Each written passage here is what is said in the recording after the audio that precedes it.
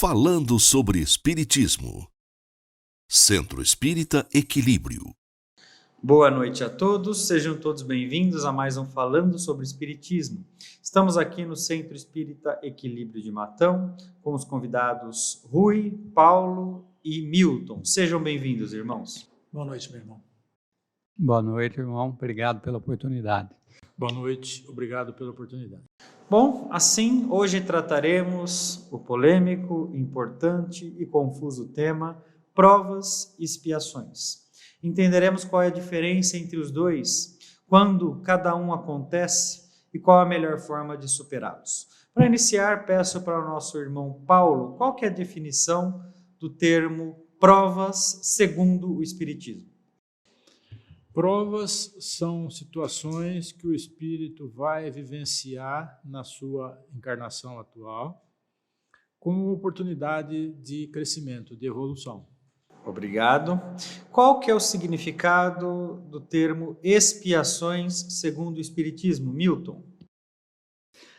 Expiação, irmão, é um resgate de algum erro, de algum mal, de algo que a gente tenha cometido em encarnações pretéritas que, obrigatoriamente, nós teremos que resgatar na encarnação atual.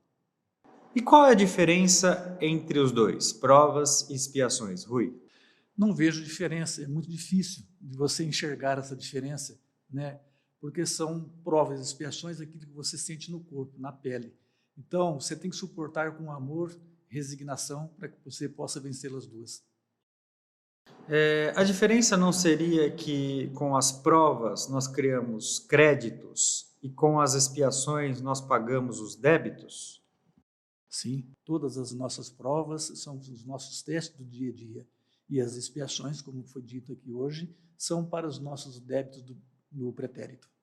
Quando fazemos o bem, Paulo, nós estamos cumprindo as nossas expiações, cumprindo as nossas provas, eliminando provas futuras, expiações futuras. O que nós estamos fazendo ao fazer o bem? Na minha humilde opinião, meu irmão, eu acho que nenhuma nem outra. Eu acho que a gente está fazendo a nossa obrigação, tá certo? Nossa obrigação é seguir os mandamentos de Deus, do amor, da caridade. Então, não é aí que a gente vai ganhar os pontos. Então você está dizendo que ser um homem de bem é uma obrigação e não é uma escolha do espírito? É uma escolha do espírito, mas a partir do momento que se entende que esse é o caminho, então esse é o caminho, não tem como mudá-lo isso aí. Faz bastante sentido entender que é uma escolha natural do espírito. Somos criados simples e ignorantes para evoluir e atingir a perfeição. Se a perfeição é nosso estado final, ser bom, portanto, é uma necessidade. E quando fazemos o mal, irmão Milton, o que nosso espírito agrava? Ele agrava as nossas expiações, ele complica as nossas provas ou ambos? Eu acredito que o percentual maior é agravar as nossas expiações, né? Porque tudo aquilo que nós fazemos de mal, necessariamente nós teremos que sofrê-los futuramente para que a gente possa sentir na pele e entender como resgatar isso e melhorar, evoluir como pessoa. É a justiça de Deus, que ela não é punitiva, e sim justa, né? Como o próprio nome diz. Agora, existe uma confusão, uma dificuldade muito grande de interpretar o futuro e o passado. A questão temporal ela é bem complexa, quando falamos em futuro, quando falamos em passado. Por exemplo, se eu construir uma casa nesta vida, eu irei morar na casa nesta vida, né? Então, quer dizer que eu construí um bem que eu irei usufruir nessa própria existência. Quando eu construo um bem que eu irei usufruir nas próximas existências, Rui? Meu irmão, nós já estudamos e sabemos que nós somos hoje o que nós fizemos no pretérito e seremos amanhã o que fizermos hoje. Para que você possa construir uma condição melhor no futuro, faça o bem, ame o próximo, auxilie o próximo, né? Siga o caminho do bem, que você conseguirá ter um futuro melhor, uma vida melhor. Pois é, e ainda fazendo analogia à existência das questões materiais, a casa, os bens materiais, os tijolos irão deteriorar-se com o tempo. Alguns demoram mais, outros menos, mas eles acabam. Precisam até de reformas e alguns nem com reformas irão reconstituir-se a sua originalidade. Enquanto tudo aquilo que fazemos para o espírito é eterno.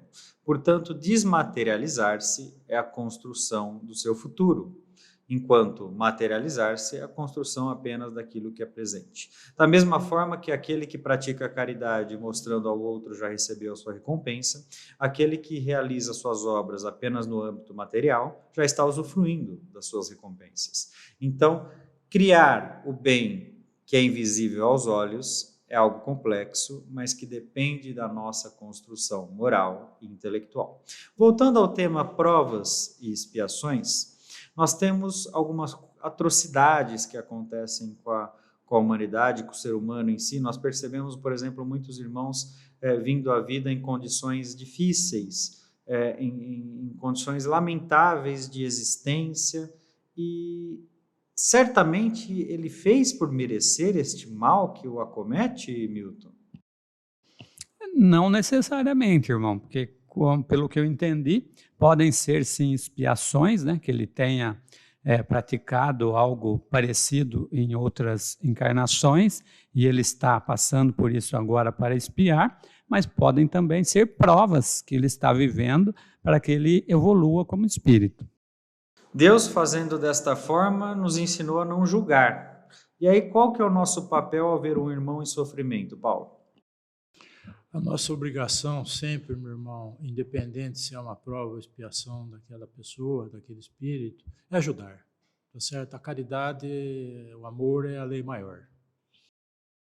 E, Rui, Deus nos deu as expiações e as provas para ajudar no nosso processo de construção.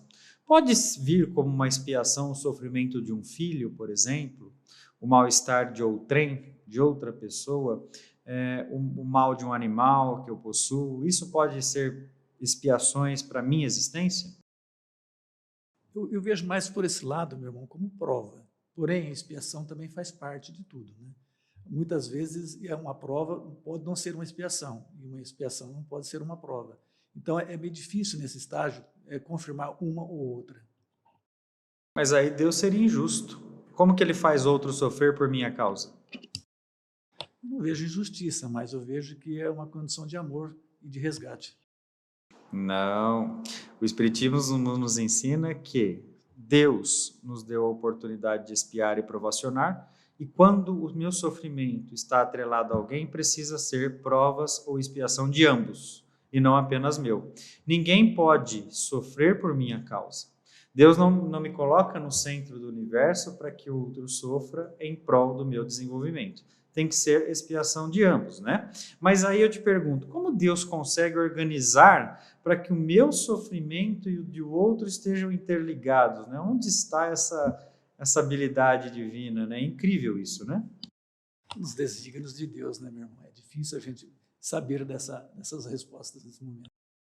É muito difícil, né? Realmente é uma pergunta sem resposta, mas veja que perfeito, né? Deus faz com que o seu sofrimento seja a expiação ou a prova de um irmão que é familiar seu, e ao mesmo tempo que tudo se casa em perfeita sincronia, né? Então entendemos que Deus é perfeito porque ele consegue encaixar até a dor para transformar em transformação. Meu irmão, nesse caso, então, eu não teria a expiação, mas eu poderia ter a prova.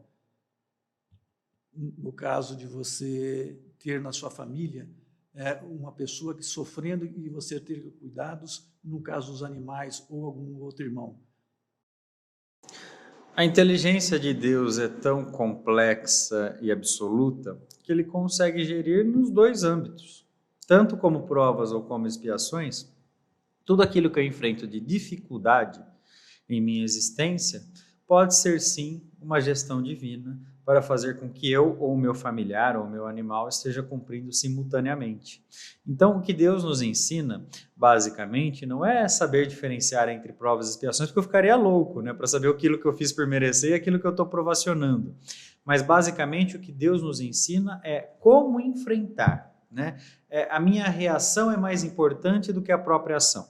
Mais importante do que aquilo que eu enfrento ser prova ou expiação é como eu enfrento, né? E aí entra a humildade, entra a resignação, entra a resiliência, entra todas as questões importantes para enfrentar sem sucumbir e aceitar aquilo que Deus nos dá. Isso parece mais fácil na teoria do que na prática, né?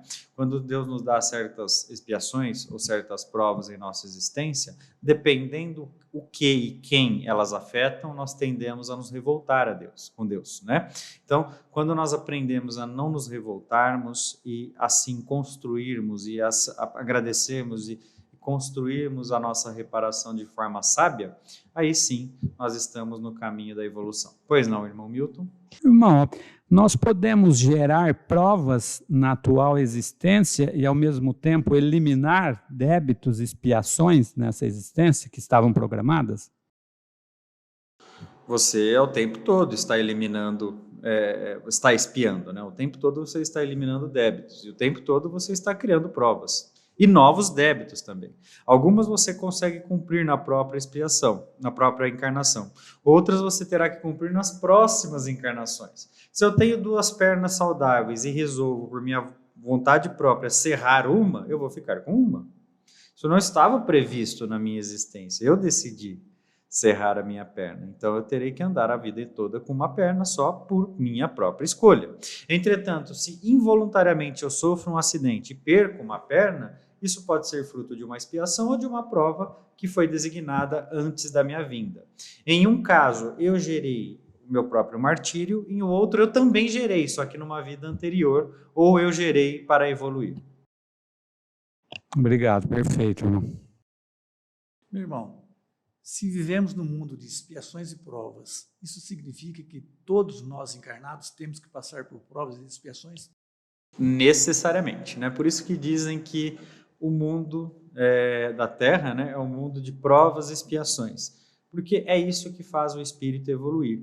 Porque se fosse um mundo pacífico, brando, tranquilo, sem grandes desafios, onde estariam os critérios de evolução do espírito, né? O espírito estaria aqui para evoluir de qual forma? Né? O espírito que habita a terra, ele é tão bom a ponto de se preocupar apenas em praticar mais o bem do que deixar de praticar o mal?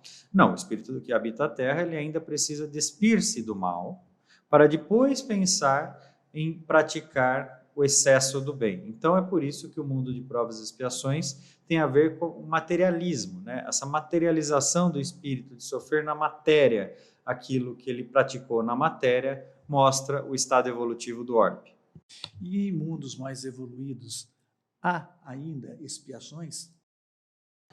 Depende do nível de evolução do mundo, né?